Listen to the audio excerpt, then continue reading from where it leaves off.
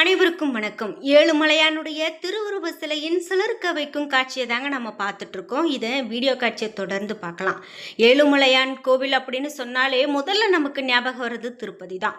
திருப்பதிக்கு போனால் நிச்சயமாக திருப்பம் உண்டு. இந்த திருப்பதியில் ஏகப்பட்ட அதிசயங்கள் இருந்தாலும் கூட கருவறை அப்படின்னு சொல்லும்போது இன்னமும் நிறைய ரகசியங்களும் மர்மங்களும் இருக்குது அப்படின்னு தான் சொல்கிறாங்க.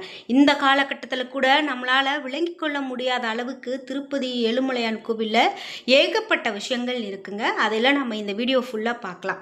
திருப்பதி ஏழுமலையான் கோவிலில் மட்டும் இல்லைங்க, அவருடைய அந்த சிலையிலேயே மிக பெரும் ரகசியங்கள் இருக்கிறது அப்படின்னு சொல்கிறாங்க. அந்த கருவறைக்குள்ளே என்னெல்லாம் இருக்குது, ஏன் இன்றைக்கும் இது இந்த மாதிரி நடக்குது அப்படிங்கிற பல தகவல்களை நம்ம இந்த வீடியோவில் பார்க்க போகிறோம். வீடியோவை பார்க்கும்போதே இந்த இதில் இருக்கக்கூடிய தகவல்கள்லாம் உங்கள் வீடியோ பார்த்து தான் நான் தெரிஞ்சுக்கிட்டேன் அப்படின்னு சொன்னால் மறக்காமல் கீழே கமெண்ட் பாக்ஸில் பதிவிடுங்க.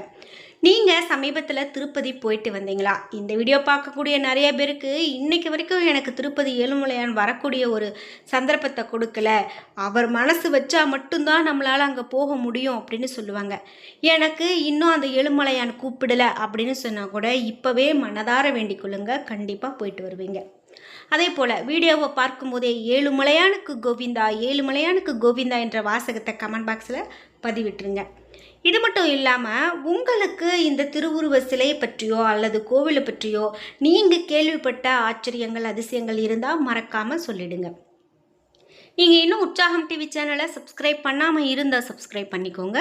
கூடவே இருக்க பெல் ஐக்கானை மறக்காமல் கிளிக் பண்ணிடுங்க. வாங்க வீடியோக்குள்ளே போகலாம். இந்த வீடியோவை பார்த்துட்டு இருக்கக்கூடிய உங்களுக்கு வாழ்க்கையில் நிறைய பிரச்சனைகள் இருக்கலாங்க. முக்கியமாக மனம் ரீதியாக, அதாவது என்னோடய மனம் ரொம்பவே கவலையில் இருக்குது, மனக்குழப்பத்தில் இருக்குது. நான் நிறைய கடன் வாங்குகிறேன், ஆனால் அது எதுவுமே உருப்படியாக செய்யலை. கடன் மட்டும் மலை போல் குவிஞ்சிக்கிட்டே இருக்குது, என்னால் அதை கட்ட முடியல அப்படின்லாம் வருத்தப்படுறீங்களா? இந்த வீடியோக்கு கீழே டிஸ்கிரிப்ஷனில் வராகி அம்மன் ஜோதிட நிலையத்தின் தொலைபேசி எண் கொடுத்துருக்கேன். அந்த எண்ணுக்கு தொடர்பு கொண்டு பேசி பாருங்கள். கண்டிப்பாக உங்கள் வாழ்க்கையில் இருக்கக்கூடிய எல்லா பிரச்சனைகளுக்கும் சரியான தீர்வு கிடைக்கும்.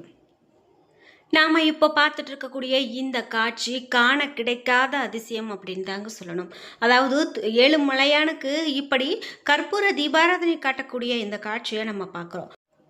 கோடி கண் பத்தாது அப்படின்னு சொல்லக்கூடிய அளவில் இந்த வீடியோ காட்சியை அமைந்திருக்குங்க. இந்த காட்சியை பார்க்கும்போதே ஏழுமலையானுக்கு கோவிந்தா என்ற வாசகத்தை கமெண்ட் பாக்ஸில் பதிவிட்டுட்டு உங்கள் மனசில் இப்போ தோன்ற வேண்டுதலை நிச்சயமாக மனதார வேண்டிக் கொள்ளுங்க, கண்டிப்பாக அது நடக்கும். இது ஏழுமலையான் கோவில் பற்றிய நம்ம இன்னும் நிறைய தகவல்களை தெரிஞ்சு நாம இப்போது திருப்பதி ஏழுமலையான் கோவில் பற்றிய ரொம்பவே அதிசயமான விஷயங்கள்லாம் பார்த்துட்ருக்குங்க. முக்கியமாக ஏழுமலையானுடைய கோவில் இந்த கருவறை அப்படின்னு பார்த்தீங்கன்னா ரொம்பவே ஒரு வித்தியாசமானது அப்படின்னு சொல்கிறாங்க. இந்த திருப்பதியில் இருக்கக்கூடிய இந்த கருவறையில் இருந்து வினோதமான சத்தம் எப்போதுமே வந்துக்கிட்டே இருக்குமா.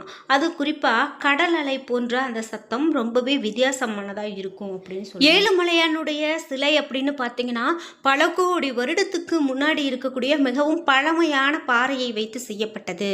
இந்த பாறையுடைய வயதே கோடிக்கணக்கில் இருக்கும் அப்படின்னு சொல்கிறாங்க. இதுக்கு உதாரணமாக ஒரு தகவல் சொல்கிறாங்க. என்ன அப்படின்னு பார்த்தீங்கன்னா, திருப்பதி ஆலயத்திலிருந்து 1 கிலோமீட்டர் தொலைவில் சிலாத்தோரணம் அப்படின்னு கேள்விப்பட்டிருப்பீங்க. அது ஒரு அபூர்வமான பாறை வகை. இந்த பாறை வகை அப்படின்னு பார்த்தீங்கன்னா இந்த உலகத்திலேயே இந்த பாறை இங்கு மட்டும்தான் இருக்காம். இந்த பாறையினுடைய வயது 250 கோடி வருடம் அப்படின்னு சொல்கிறாங்க. அப்போது இந்த ஏழுமலையானுடைய சிலையும் 250 கோடி வருடம் பழமையானது அப்படின்னு கூட சொல்லலாம். ஏன்னா அந்த பாறையும் ஏழுமலையானுடைய திருமேனியும் இருக்கக்கூடிய பாறையும் ஒரே விதமானவை அப்படின்னு சொல்கிறாங்க. இது எவ்வளவு பெரிய ஆச்சரியம் பாருங்கள். அதே போல் எந்த கருங்கல்லால் செய்யப்பட்ட ஒரு சிலையுமே ஒரு குறிப்பிட்ட காலம் வரைக்கும் தான். குறிப்பாக அந்த கருங்கல்லால் செய்யப்பட்ட சிலையில் முக்கியமாக ஒரு இடத்துல சிற்பியினுடைய உளி பட்டிருக்கும், அதனுடைய இடம் நமக்கு தெரியும். ஆனால் இந்த எந்த ஒரு உலோக சிலையாக இருந்தாலும் அந்த உலோகத்தை உருக்கி பார்த்தோம் அப்படின்னா அதனுடைய தடமும் நமக்கு தெரியும். ஆனால் ஏழுமலையானுடைய திருவுருவ சிலையில் அப்படி எதுவுமே கிடையாது, எந்த ஒரு அடையாளமும் தெரியாது. எந்த கருங்கல் சிலையை எடுத்துக்கொண்டாலும் சுரசுரப்பாக இருக்கும். ஆனால் ஏழுமலையானுடைய திருமேனியில் நுணுக்க வேலைப்பாடுகள் எல்லாமே மெருகு போட்டது போல் வெகு சிறப்பாக இருக்குமா. ஏழுமலையான் விக்கிரகத்தில் நெற்றி சுற்றி காதுகளில் காதணிகள், புருவங்கள், அதே போல் நாகாபரணங்கள் எல்லாமே நகைக்கு பாலிசு போட்டது போல் பளபளப்பாக இருக்குமா. ஏழுமலையானுடைய அந்த திரு உருவமே மிக பெரும் ஒரு அதிசயமானது அப்படின்னு தான் சொல்கிறாங்க. இந்த திருவுருவ சிலைக்கு பச்சை கற்பூரம் எப்போதுமே சாற்றுவாங்க. இந்த பச்சை கற்பூரம் ஒரு ரசாயனம், அதே போல் அரிப்பை கொடுக்கக்கூடிய ஒரு வகை அமிலம். இந்த ரசாயனத்தை சாதாரணமாக நம்ம கருங்கல்லில் தடவினோம் அப்படின்னா கருங்கல் வெடித்து போகுமா. அதாவது கருங்கல் அப்படின்னு பார்த்தீங்கன்னா அது பல 100 வருடத்துக்கு தாங்கக்கூடிய ஒரு பொருள் தான். ஆனாலும் அந்த கற்பூரத்தை, ரசாயனம் தடவிய கற்பூரத்தை வைத்துட்டு வரும்போது கண்டிப்பாக அதில் ஒரு வெடிப்பு ஏற்படுமா. ஆனால் சில தோரணத்தில் இருக்கக்கூடிய பாறைகளில் இதை தடவினோம் அப்படின்னா அந்த பாறைகள் வெடிக்கிறது கிடையாது அப்படின்னும், ஏழுமலையான் திருவுருவ சிலைக்கு 365 நாளும் இந்த பச்சை கற்பூரத்தை தடவுறாங்க, ஆனாலும் வெடிப்பு ஏற்படுவதில்லை அப்படின்னு சொல்கிறத பொறுத்தே இந்த சிலா தோரணத்தினுடைய பாறையின் ஒரு வடிவம் தான் இந்த திருப்பதி ஏழுமலையானுடைய உருவமும் அப்படிங்கிறத நம்ம தெரிஞ்சுக்கலாம். இப்படி ஏழுமலையானுடைய திருவுருவ சிலை எப்போதுமே 110 டிகிரி பாரன்ஹீட் வெப்பத்திலேயே இருக்கும். திருமலை 3000 அடி உயரத்தில் இருக்கக்கூடிய ஒரு குளிர் பிரதேசம். ஆனால் அதிகாலை 4:30 மணிக்கு குளிர்ந்த நீர், பால் மற்றும் திரவியங்களால் அபிஷேகமும் செய்கிறாங்க. ஆனால் அபிஷேகம் முடிந்தவுடன் ஏழுமலையானுக்கு வியர்க்கும். பீதாம்பரத்தால் வியர்வையை ஒற்றி எடுக்கிறாங்க. வியாழன்கிழமை அபிஷேகத்திற்கு முன்னதாக நகைகளை கலற்றும் போது ஆபரணங்கள் எல்லாம் சூடாக சூடாக கொதிக்கக்கூடியதை நம்மளால் உணர முடியும் அப்படின்னு சொல்கிறாங்க. திருப்பதி ஆலயம், அதனுடைய வழிபாடு, உண்டியல் வசூல், பூஜை முறைகள், சரித்திர சம்பவங்கள் எல்லாமே ஒரு அதிசயத்தின் அதிசயம் அப்படின்னு தான் சொல்லணும். திருப்பதி ஏழுமலையானுக்கு தினமும் ஒரு புதிய மண் சட்டி வாங்குறாங்க. இதில் தயிர் சாதம் தவிர வேறு எந்த நெய்வேதியும் கோவில் கர்ப்பகிரகத்துக்கு குலசேகரப்பட்டியை தாண்டாது அப்படின்னும், வைரம், வைடூரியம், தங்க பாத்திரங்கள் எதுவுமே குலசேகரப்பட்டியை தாண்டி செல்லாது எனவும், ஆண்டவனுக்கு நெய்வேதியம் செய்யப்பட்ட எச்சில் மண் சட்டியும் தயிர் சாதமும் ஒரு பக்தனுக்கு கிடைக்க பெற்றால் அதுவே மிக பெரும் பாக்கியம் அப்படின்னு சொல்கிறாங்க. திருப்பதி திருக்கோவில் சமையல் மிகவும் பெரிது. பொங்கல், தயிர் சாதம், புளி சாதம், சித்தரான்னம், வடை, முறுக்கு, ஜிலேபி, அதிரசம், போலி, அப்பம், மௌகாரம், லட்டு, பாயசம், தோசை, ரவா கேசரி, பாதாம் கேசரி, முந்திரி பருப்பு கேசரி போன்றவை தினமும் பெரிய அளவில் தயார் செய்யப்படுது. ஏழுமலையானுடைய உடை 21 முழ நீளமும் 6 கிலோ எடையும் கொண்ட ஒரு புடவை பட்டு பீதாம்பரம் அப்படின்னு சொல்கிறாங்க. அந்த ஆடையை கடையில் வாங்க முடியாது. திருப்பதி தேவஸ்தான அலுவலகத்தில் 12,500 ரூபாய் செலுத்தணும். வாரத்தில் ஒரு முறை வெள்ளிக்கிழமை அன்று மட்டும்தான் வஸ்திரம் சாத்துவாங்க.